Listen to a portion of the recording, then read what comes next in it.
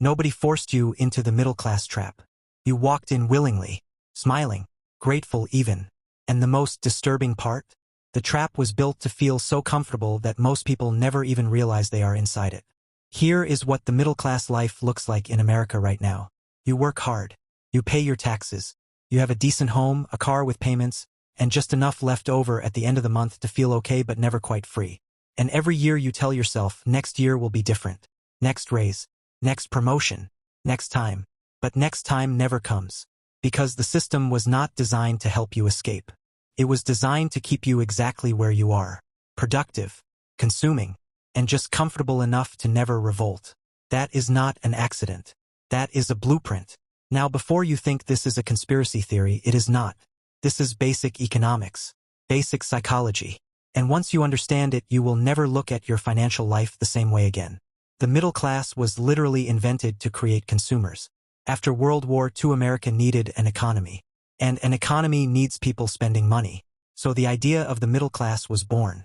Good steady jobs, mortgages, car loans, credit cards, a lifestyle that required constant spending to maintain. And it worked brilliantly. The problem is that the same system that created middle-class comfort also created middle-class debt. The mortgage that gives you a home also keeps you working for 30 years to pay it off. The car loan that gets you to work also drains hundreds of dollars every single month. The credit card that gives you flexibility also charges you 20% interest on everything you could not actually afford. You are not building wealth. You are servicing debt. And there is a massive difference between the two. And here is the part that should genuinely make you angry. While the middle class trades time for debt, the wealthy are playing an entirely different game. The wealthy do not work for money. They make money work for them. They own assets, stocks, real estate, businesses, things that generate income while they sleep. Meanwhile, the middle class is sold the idea that a good job and a nice house is the definition of financial success. And so generation after generation follows the same path. School, job, mortgage, retirement at 65 if you are lucky. Here is the shocking truth. Studies suggest the top 1% own more wealth than the entire middle class combined. Not because they worked harder, but because they understood one thing the middle class was never taught. Income is not wealth. Assets are wealth. Your salary pays your bills. Your assets build your future.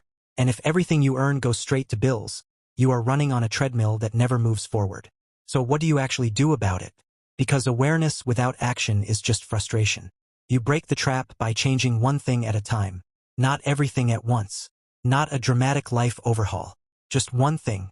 You stop lifestyle inflating every time your income goes up. That next raise does not go to a bigger apartment. It goes to your first investment. Even if it is small. Even if it feels insignificant. Because here is what the middle class was never told about wealth building. It is not about big dramatic moves. It is about small consistent ones compounding over time. The person who invests $200 a month starting at 25 will have more money at 65 than the person who invests $1,000 a month starting at 45. That is not motivation. That is mathematics. The trap is comfortable. But comfortable has a price. And that price is paid in decades of your life. Here is the truth I want you to leave this video with. You are not stuck because you are not smart enough. You are not stuck because you did not work hard enough. You are stuck because you were handed a map that was never designed to lead you to financial freedom. But now you can see the map for what it is. And you can start drawing a new one. One asset at a time. One decision at a time. 1 month at a time. The middle class is not your destiny. It is just your starting point. I want to know. Does this make you angry? Does it make you motivated? Or both? Drop it in the comments. Because this conversation matters and I genuinely want to hear your reaction. And if this video hit hard, the next one goes even deeper. We are talking about the psychology of debt. Why your brain is literally wired to avoid dealing with it. And the exact steps that actually work to break free. Subscribe so you do not miss it. I will see you there.